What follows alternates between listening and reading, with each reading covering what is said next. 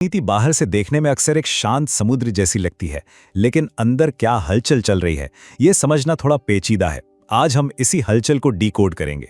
हम मुख्य विपक्षी पार्टी के सामने आने वाली उन बड़ी संरचनात्मक और राजनीतिक चुनौतियों का गहराई से विश्लेषण करेंगे जो हाल ही में एक पैनल डिबेट में खूब चर्चा में रहीं। बिना किसी पक्षपात के सिर्फ डेटा और हालिया घटनाओं के आधार पर देखते हैं कि पर्दे के पीछे असल में चल क्या रहा है। आइए शुरू करते हैं। शुरुआत करते हैं एक बहुत ही दिलचस्प नंबर से, 54। हाल ही में एक पैनल चर्चा के दौरान सत्ताधारी पार्टी की तरफ से एक बड़ा आरोप सामने आया। उनका दावा है कि प्रमुख विपक्षी नेता ने पिछले 22 सालों में कुल 54 विदेश यात्राएं की हैं। ये नंबर सुनने में काफी बड़ा लगता है ना? और यहीं से हमारी आज की पहली और सबसे बड़ी चर्चा शुरू होती है कि आखिर एक जनप्रतिनिधि की जवाबदेही कैसे तय की जानी चाहिए। अब देखिए, बात सिर्फ यात्राओं की गिनती की नहीं है। पैनल के मुताबिक इन 54 यात्राओं का कुल अनुमानित खर्च लगभग 60 करोड़ रुपए है। 60 करोड़ ये कोई मामूली रकम नहीं है।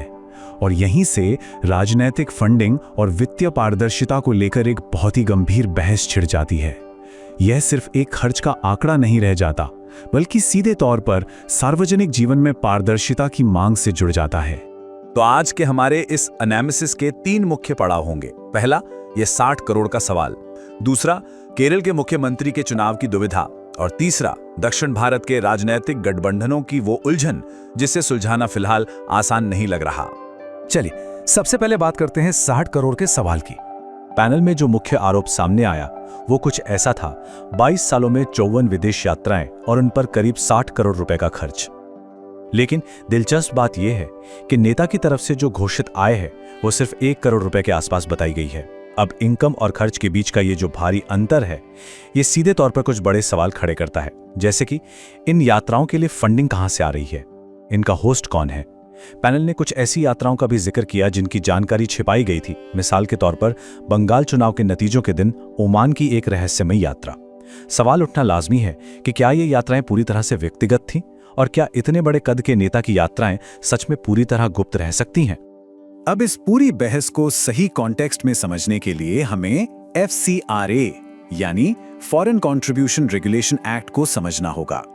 ये वह कानून है जो ये तय करता है कि कोई भी सांसद या चुना हुआ प्रतिनिधि विदेशों से कोई योगदान या मेहमान नवाजी कैसे स्वीकार कर सकता है। इसका सीधा सा मकसद है देश के हितों को सुरक्षित रखना। ये कानून इस पूरी राजनीतिक बयानबाजी को हवाई बातों से निकालकर ठोस नियमों के दायरे में ले आता है। अगर संसदीय प्रोटोकॉल की बात करें तो नियम एकदम साफ हैं। विदेश जाने से पहले, खासकर जब कोई विदेशी संस्था आपको होस्ट कर रही हो, तो गृह मंत्रालय से अनुमति लेना अनिवार्य होता है। इसके बाद इनकम टैक्स डिपार्टमेंट को फॉर्म 26 में इन खर्चों का पूरा ब्यौरा देना होता है। पैनल ने एक और बहुत अहम पॉइंट उठाया, सुरक्षा का। जरा सोचिए, जब कोई हाई प्रोफाइल नेता गुप्त विदेशी यात्रा पर होता है तो फोन टैपिंग या विदेशी एजेंसियों द्वारा उनका इस्तेमाल किए जाने का खतरा हमेशा बना रहता है। पैनल का सीधा आरोप था कि इन यात्राओं में इन्हीं जरूरी प्रोटोकॉल्स को नजरअंदाज किया गया। अब बढ़ते हैं हमारे दूसरे विश्लेषण की तरफ, केरल के मुख्यमंत्री को चुनने में हो रही दुविधा। 10 दिन चुनाव जीतने के बाद मुख्यमंत्री का नाम तय करने में पूरे 10 दिन लग गए। किसी भी बड़ी राजनीतिक पार्टी के लिए यह समय बहुत कुछ बयां करता है। ये सिर्फ एक देरी नहीं थी, बल्कि केंद्रीय नेतृत्व और क्षेत्रीय इकाइयों के बीच चल रहे उस भारी खींचतान का सबूत था जिसे पैनल ने प्रमुखता से हाईलाइट किया।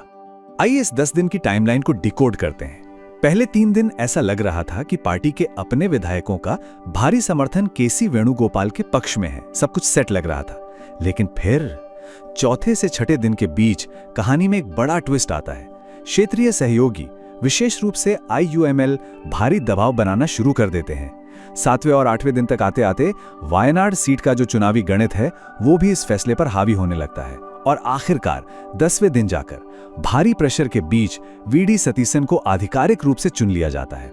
ये पूरी टाइमलाइन दिखाती है कि कैसे केंद्रीय नेतृत्व को क्षेत्रीय गठबंधन के दबाव के आगे अपनी रणनीति बदलनी पड़े। पैनल ने इस पूरी सिचुएशन को और बेहतर तरीके से समझाने के लिए एक बड़ा दिलचस्प कंपैरिजन किया। उन्होंने केरला में हुए इस 10 दिन के डिले की तुलना असम में सत्ताधारी पार्टी के कैबिनेट गठन से की, जहां एक तरफ केरला में केंद्रीय नेतृत्व को अपने ही विधायकों की पसंद को दरकिनार करते हुए सहयोगी दलों के दबाव में झुकना पड़ा, वहीं असम में देखिए, वहां के शीर्ष राजनेता को भी अपनी मर्जी चलाने के बजाय जाति और भौगोलिक संतुलन के आधार पर नामों का एक पूरा पैनल केंद्रीय कमान को सौंपना पड़ा। ये दो बिल्कुल अलग तरीके हैं जो दिखाते हैं कि कहां नेतृत्व को समझौता करना पड़ रहा है और कहां एक सख्त केंद्रीय नियंत्रण काम कर रहा है।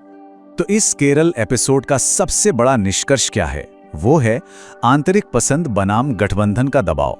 ये केंद्रीय कमान के लिए एक बहुत बड़ा लिटमस टेस्ट था। पैनल ने यही सवाल उठाया कि आखिर पार्टी में फैसले ले कौन रहा है, हाईकमान या फिर क्षेत्रीय सहयोगी दल इन फैसलों को हाईजैक कर रहे हैं। सत्ता के विकेंद्रीकरण और मजबूरी में झुकने के बीच की लाइन बहुत बारीक होती है। चलिए अब नजर डालते हैं हमारे तीसरे और आखिरी विषय पर, दक्षिण भारत में राजनीतिक गठबंधनों का ये पेचीदा खेल। तमिलनाडु की राजनीति इन दिनों एक जटिल पजल की तरह हो गई है। पैनल के विश्लेषण पर गौर करें तो मुख्य विपक्षी पार्टी ने डीएमके जैसी मजबूत पार्टी से अपना गठबंधन तोड़कर विजय की नई सरकार का समर्थन करने का फैसला किया है। ऐसा लगता है कि उनका फोकस अब पूरी तरह से अल्पसंख्यक राजनीति पर है। दूसरी तरफ डीएमके नेता स्टालिन फिलहाल 6 महीने के हनीमून पीरियड के मूड में हैं और एकदम शांत बैठे हैं। हालांकि सनातन धर्म पर उनकी पार्टी के पुराने बयानों की वजह से काफी टकराव रहा है। वहीं विजय की पार्टी खुलकर अल्पसंख्यक समर्थक शासन का रुख अपना रही है और इस पूरी राजनीतिक उथल-पुथल में वामपंथी पार्टियां बीच में फंस गई हैं और खुद को एकदम अलग-थलग महसूस कर रही हैं। कुल मिलाकर गठबंधन का ये स्वरूप बहुत ही अस्थिर लग रहा है। अब ध्यान देने वाली बात यह है कि ये मामला सिर्फ तमिलनाडु तक सीमित नहीं रहने वाला है। पैनल के मुताबिक इसके राष्ट्रीय स्तर पर बहुत गहरे नतीजे हो सकते हैं। इस एक अति स्थानीय फैसले की वजह से संसद में एक बड़ा सहयोगी यानी डीएमके हाथ से फिसल गया। वामपंथी दल भी इस अचानक हुए बदलाव से नाराज हैं और सबसे बड़ी बात, इस पूरी रणनीति में जो वैचारिक विरोधाभास दिख रहे हैं वो राष्ट्रीय स्तर पर पार्टी के लिए मुश्किलें खड़ी कर सकते हैं। दिलचस्प बात यह भी सामने आई कि विपक्ष के इस आपसी बंटवारे का अप्रत्यक्ष फायदा संसद में सीधे तौर पर सत्ताधारी पार्टी को मिल सकता है। अगर इसे बिल्कुल आसान शब्दों में समेटे तो अति स्थानीय घर्षण राष्ट्रीय स्तर पर राजनीतिक लहरें पैदा कर रहा है। क्षेत्रीय स्तर पर जो छोटे छोटे सामरिक फैसले लिए जा रहे हैं वो असल में नई दिल्ली में विपक्ष की ताकत और उनके आंकड़ों को कमजोर कर सकते हैं। पॉलिटिक्स में कोई भी कदम छोटा नहीं होता, हर फैसले का एक बड़ा असर होता है। और इसीलिए इस पूरे विश्लेषण के बाद हमारे सामने एक बहुत बड़ा सवाल खड़ा होता है। क्षेत्रीय गठबंधनों के अंदर चल रही ये खींचतान आने वाले चुनावों में राष्ट्रीय स्तर के राजनीतिक समीकरणों को किस तरह से बदल कर रख देगी?